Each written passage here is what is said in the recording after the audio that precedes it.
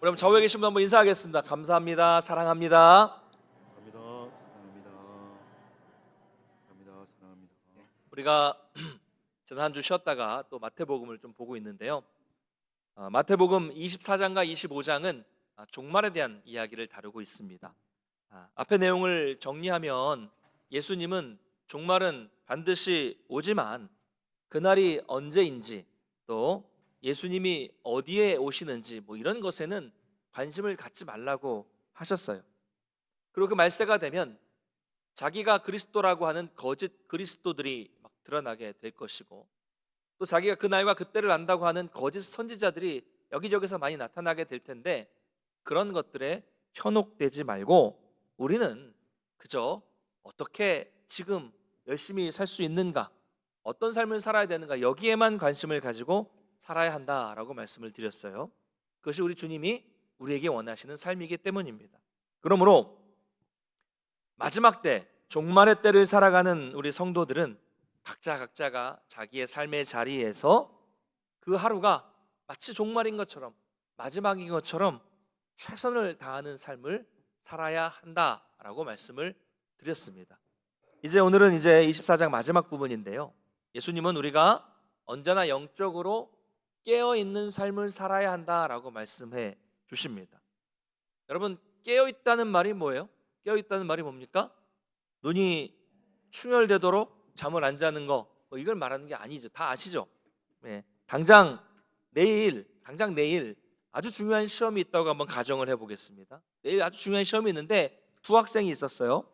근데 한 학생은 막 이제 내일 시험이니까 열심히 공부하려고 커피를 한 10잔은 마시고 막 잠이 쏟아지는 잠을 막 물리치려고 노력을 하고 졸음이 몰려오면 막 가서 막 냉수로 막 샤워를 하고 또 막 앉아서 졸리면 막 허벅지를 막 꼬집으면서 잠을 어떻게든 졸음을 참고 버티면서 그렇게 밤새 깨어 있었습니다.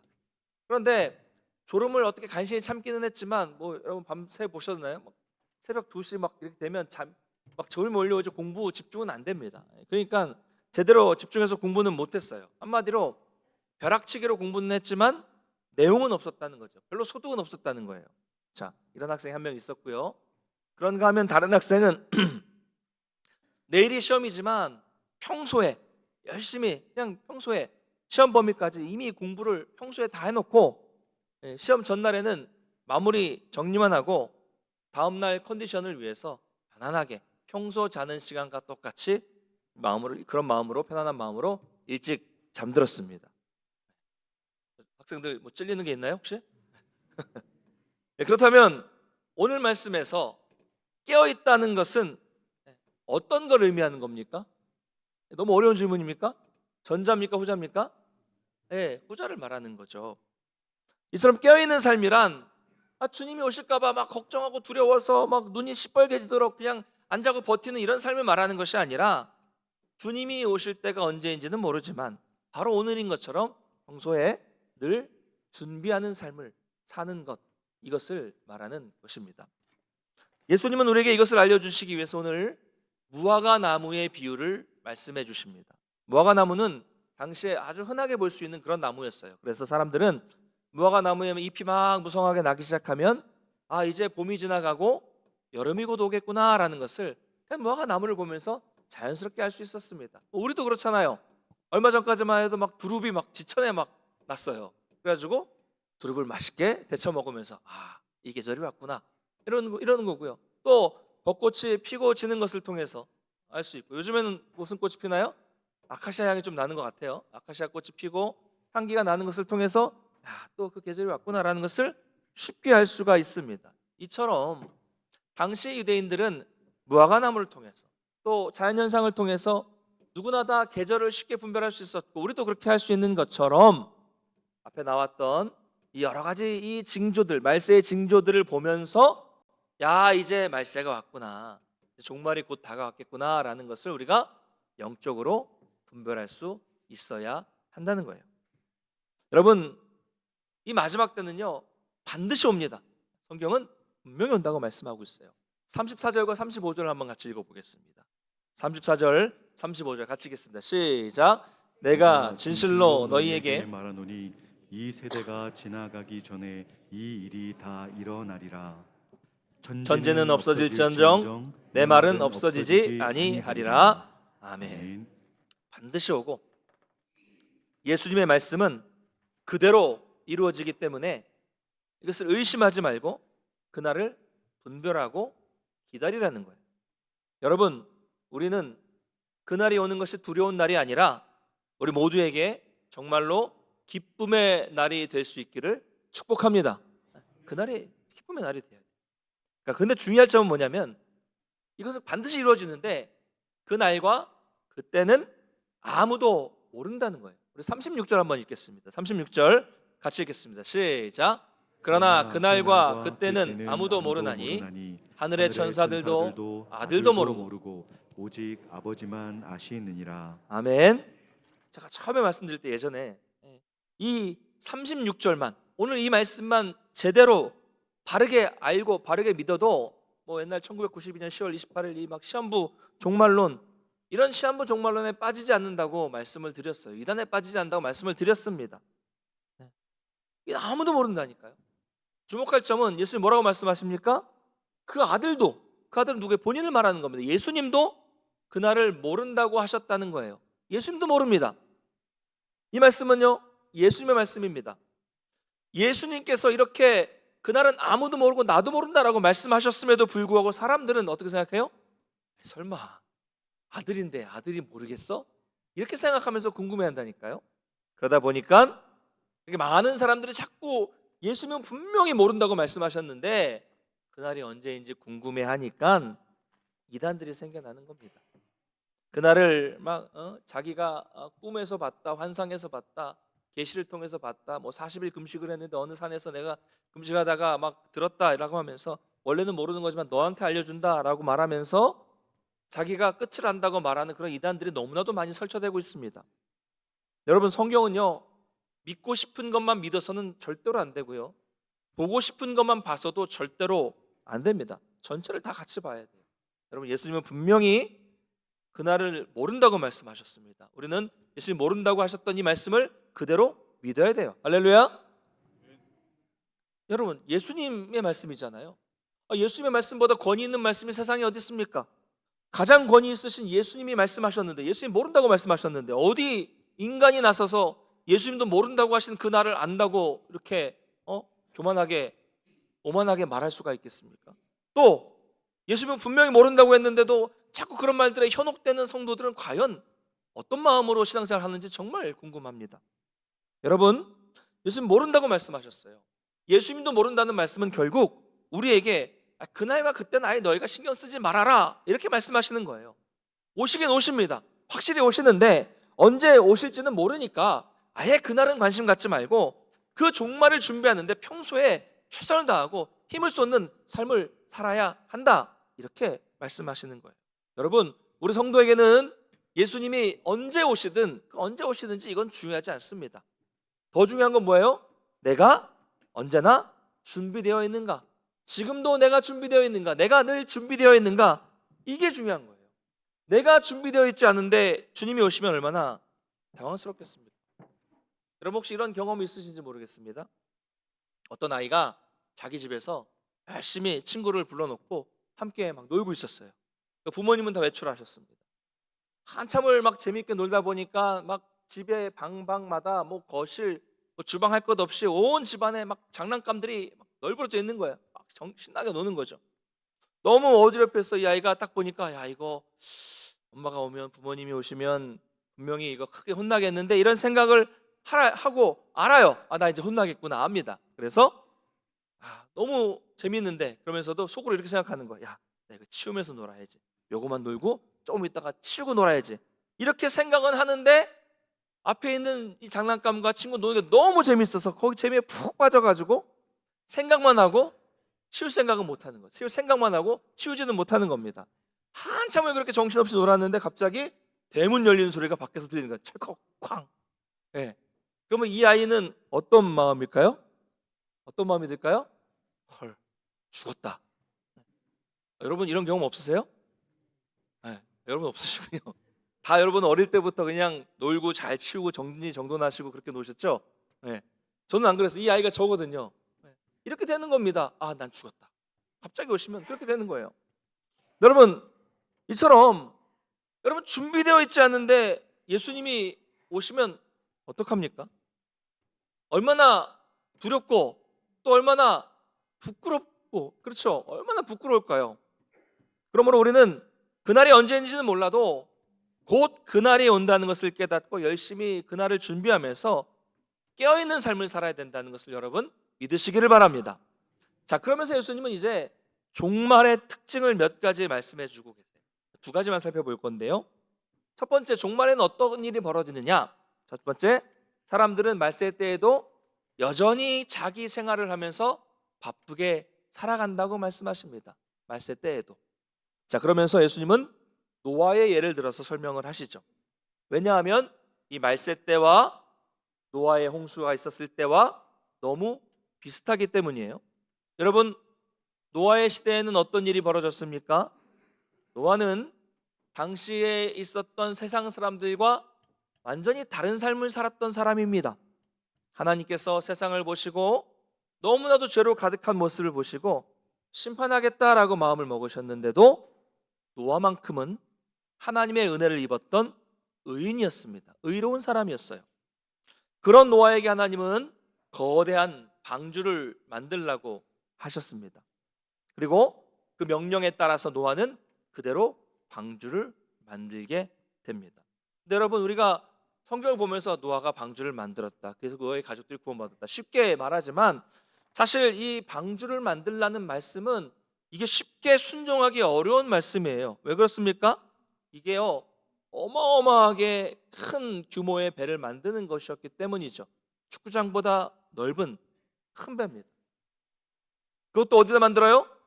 산에다가, 산중턱에다가 그런 큰 배를 만들어야 되는 거잖아요. 황당하죠. 황당한 일입니다. 노아는 황당하고 이상한 명령에 보니까 토를 달지 않아요. 그대로 순종합니다. 할렐루야. 이게 믿음이에요. 이게 믿음. 내가 볼 때 황당하고 이상한데 순종하는 것, 이게 믿음입니다. 여러분, 우리는 안 그렇잖아요. 솔직히 말씀을 들어도 이해 안 되면 안 하잖아요. 내가 생각을 해봐요. 들어보고 말씀 생각을 해봐요. 그래서 할만하면 하고, 내가 볼 때 할만하지 않고 이상하면 하지 않습니다. 만약 이 의심 많고 부정적이었던 저였다면 하나님 말씀하실 때마다 토를 달았을 것 같아요. 이런 규모로 방주를 만들어라.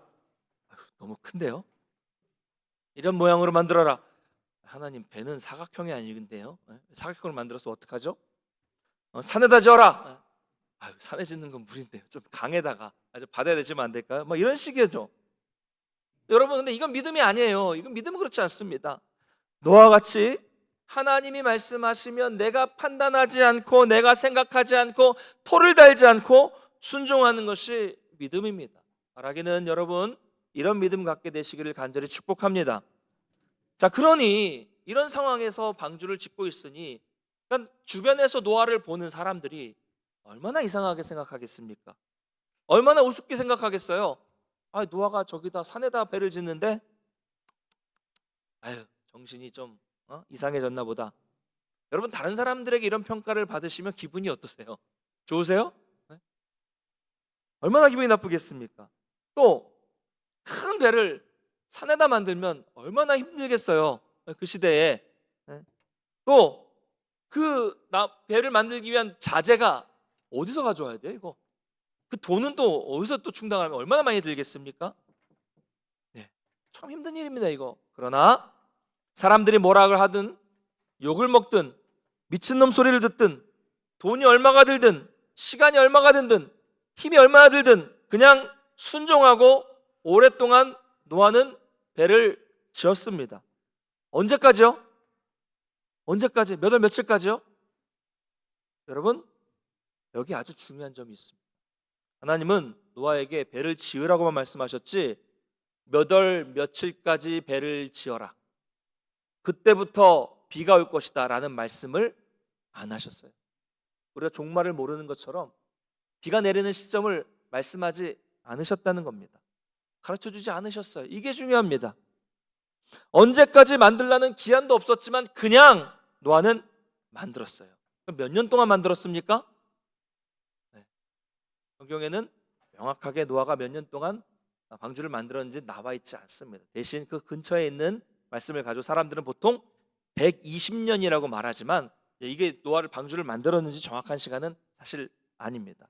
또 어떤 학자들은 노아가 500세 또 600세 이 기록이 있거든요. 그래서 한 그 사이가 자녀를 낳은 그 사이가 100년이기 때문에 자녀가 커서 결혼해서 며느리까지 생겼을 때 생각해서 보통 70년에서 80년 동안 방주를 지었을 것으로 봅니다. 어쨌든 이 중요한 게 여기서는 아니니까요. 120년이든 혹은 70년을 지었든 간에 길죠. 짧은 시간 아니에요. 그 오랜 기간 동안 노아는 아무런 불평 없이 하나님의 말씀에 순종하는 삶, 뭐예요? 70년 동안 방주를 짓는 삶을 살았다는 거예요. 여러분, 이게 핵심입니다. 이게 깨어있는 삶이에요. 방주를 지었다는 게 중요한 게 아니라 순종을 했다는 게 중요한 거죠. 이게 깨어있는 삶입니다. 그러면 방주를 다 완성했으면 끝났을까요? 아니에요. 창세기를 보면 방주를 다 완성해 놓고 또 기다립니다. 뭘 기다려요? 그 다음 명령을 기다리는 거예요.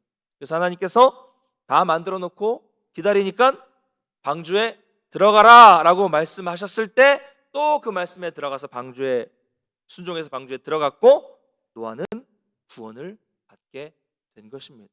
여러분, 노아는 엄청난 믿음의 소유자가 아닙니까? 자, 그러면 반대로 당시 사람들은 어떤 삶을 살았을까요? 노아와는 반대였어요. 노아가 배를 짓는 모습을 봤겠죠. 봤을 거예요. 보지 못한 사람들도 소문은 들었겠죠. 온통 소문이 퍼졌을 거예요. 그 노아에게 가서 아는 사람들은 물어봤겠죠. 뭐 하세요? 여기 뭐 하세요 지금? 물어봤겠죠. 그럼 노아는 대답을 했겠죠. 하나님이 방주를 지으라고 말씀하셨습니다 라고 하면서 하나님의 말씀을 전했겠죠. 심판을 받는다 뭐 이런 말씀을 전하지 않았겠습니까? 그런 사람들은 노아를 향해서 손가락질하고 조롱은 했지만 하나님의 심판의 메시지는 듣지 않았습니다. 결국 노아가 그 오랜 시간 동안을 방주를 짓고 직접 방주에 들어가는 그날까지도 세상 사람들은 먹고 마시고 시집가고 장가가면서 그냥 자기 마음대로 자기를 위한 일상을 살게 됐고 바쁘게 그렇게 오늘날처럼 살아갔다는 거예요. 여러분, 그들은 하늘에서 엄청난 비가 쏟아지는 그날이 되어서야 방주를 준비한 노아의 마음을 이해할 수 있었을 것입니다. 여러분, 비교가 되십니까? 깨어있는 삶과 그렇지 않은 삶이 비교가 되시죠? 여러분, 이처럼 예수님이 오시는 그날 종말의 때도 이와 똑같은 일이 벌어지게 된다는 겁니다. 어떤 사람은 종말이 언제인지는 모르지만 노아처럼 그냥 말씀에 순종하면서 하루하루 열심히 그 말씀대로 방주를 짓듯이 최선을 다해 삶을 살아가는가 하면 어떤 사람은 종말이 없는 것처럼 말씀을 아예 무시해버리고 자기 마음대로 자기를 위해서 바쁘게 살아가고 있다는 거예요. 여러분, 이런 일은 오늘날도 여전히 벌어지고 있습니다.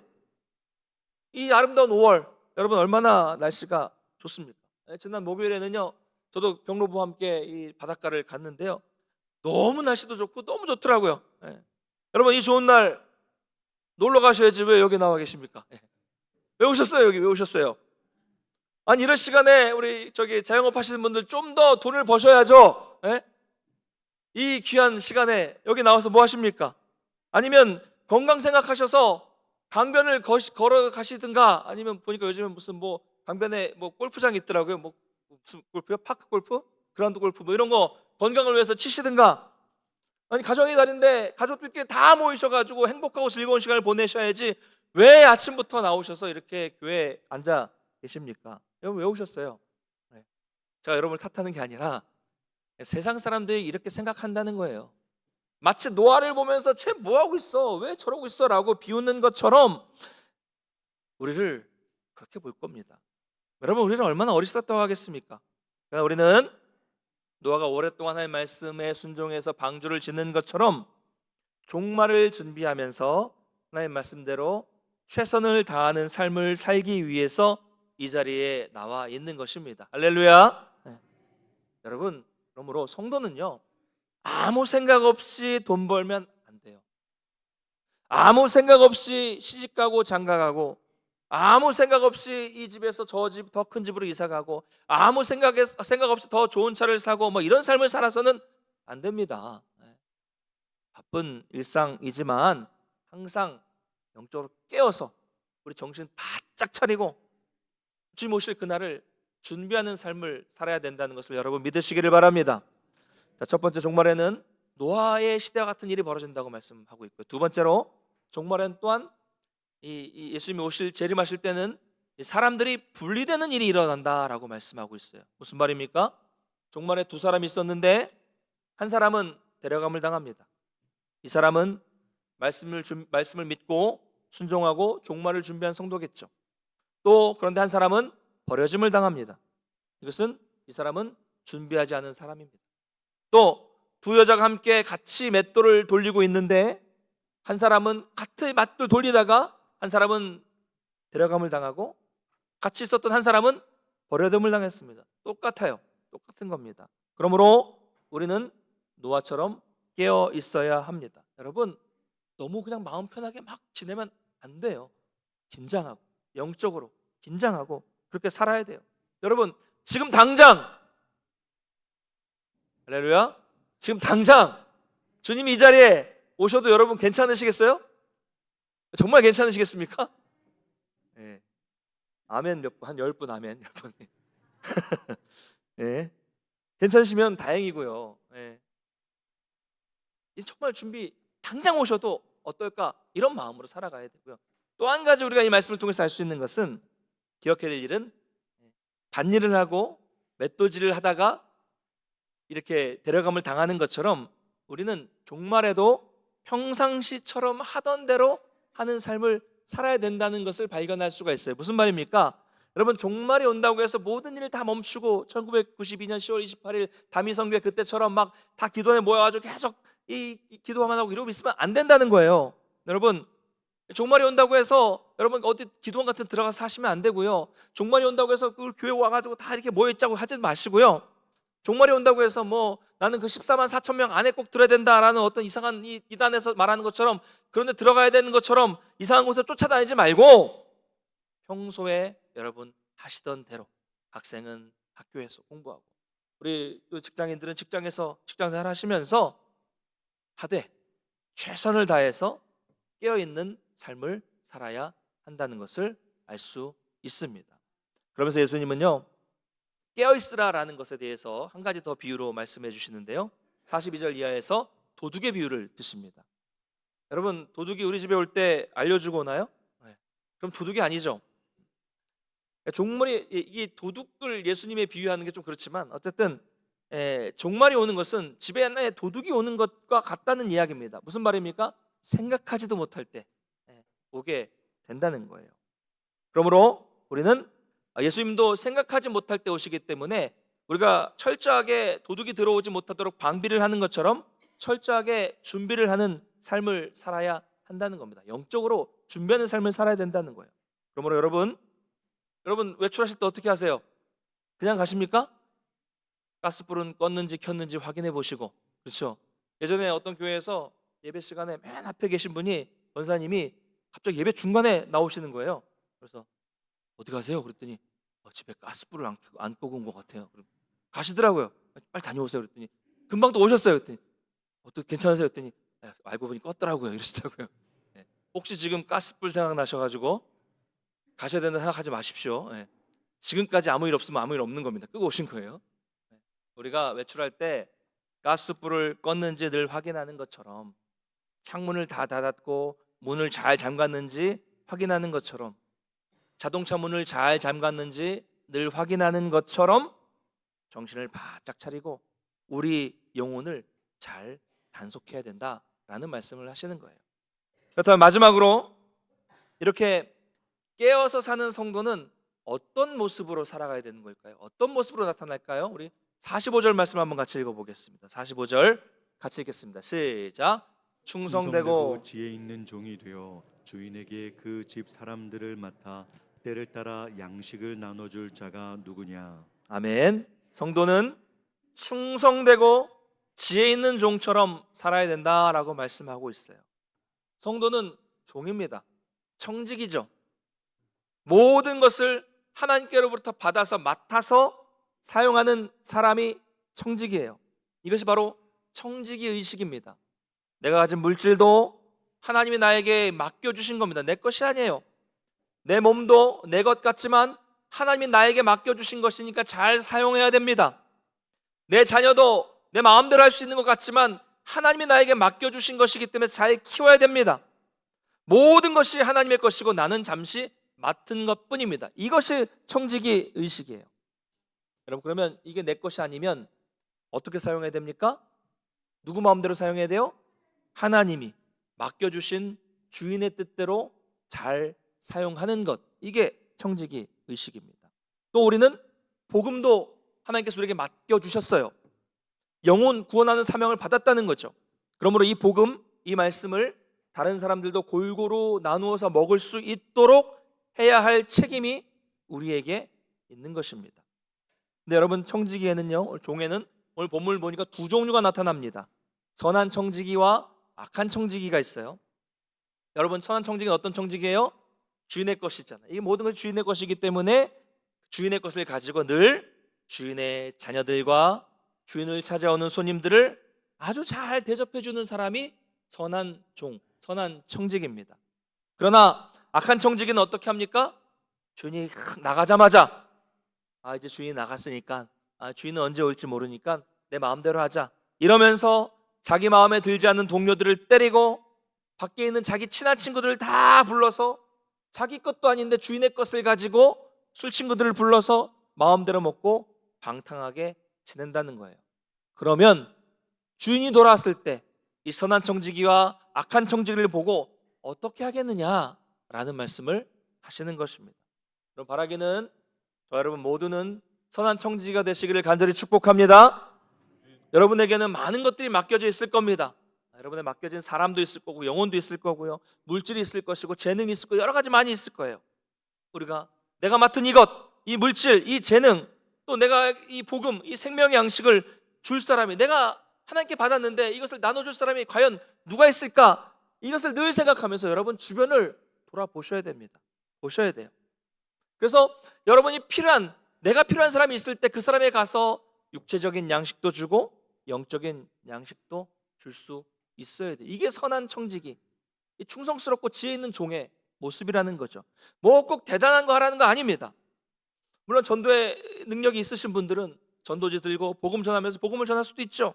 근데 꼭 가서 뭐 사형리 전하고 뭐 이렇게 이것만 해야 된다는 건 아니에요. 여러분, 주변에 내가 할 수 있는 일, 작은 일부터 하시면 됩니다. 낙심하고 힘들어하는 사람에게 따뜻한 말 한마디 해주는 것으로부터 시작할 수 있어요. 여러분 주변에 막 낯빛이 어둡고 막 걱정, 근심 가득한 사람을 보면 여러분 뭐라고 말씀하십니까? 째려보면서 니 또 뭔 사고 쳤노? 막 이러시죠? 이러지 마시고, 에? 무슨 일인지 몰라도 그냥 등 한번 토닥여 주시고 따뜻한 차 한 잔 사주시면서 힘내라, 따뜻한 말 한마디 해주는 거, 묻지도 말고 따지지도 말고 따뜻하게 감싸주는 거 여러분 하실 수 있잖아요. 이게 우리가 할 수 있는 일이에요. 상처 입고 힘겨워하는 사람들을 내 심심풀이 오징어 땅콩처럼 막 내 스트레스를 푸는 도구로 사용하시면서 막 주변에 모여서 뒷담화하지 마시고 그냥 조용히 그 사람을 위해서 기도해 주는 것, 이것이 선한 청지기로서 우리가 할 수 있는 작은 일, 아주 중요한 일 중에 하나라고 말씀을 드릴 수 있습니다. 말씀을 맺겠습니다. 사랑하는 우리 동문교회 성도 여러분, 우리 주님은 언제 오실지는 모르지만 곧 오십니다. 할렐루야. 반드시 오십니다. 반드시 오세요. 언젠가 곧 오십니다. 우리가 이 사실을 진짜로 믿고 있는 성도라면 사람을 살리고 위로하고 힘을 주는 그런 선한 청지기로 살아가게 될 것입니다. 주님이 곧 오신다는 믿으니까요. 반대로 이것을 믿지 않는 사람들은, 성경을 믿지 않고 주님이 언제 오실지 모르고 그냥 무시하는 사람은 어떻게 살까요? 자기만을 위해서 살 겁니다. 안 오신다고 생각하니까요. 그래서 여러분, 우리가 살아가는 모습을 보면 저분이 선한 청지기로서 살아가는지 악한 청지기로서 살아가는지, 하나님의 말씀을 제대로 믿고 있는지 예수님의 재림을 기다리고 있는지 볼 수 있습니다. 살아가는 모습을 통해서 다 보여요. 바라기는 여러분 영적으로 깨어서 주님이 오실 날을 준비하시면서 끝까지 오늘 말씀처럼 충성스럽고 지혜 있는 청지기로서 이 세상 속에서 선한 일을 이루어갈 수 있는 저와 여러분이 되시기를 간절히 축원합니다. 다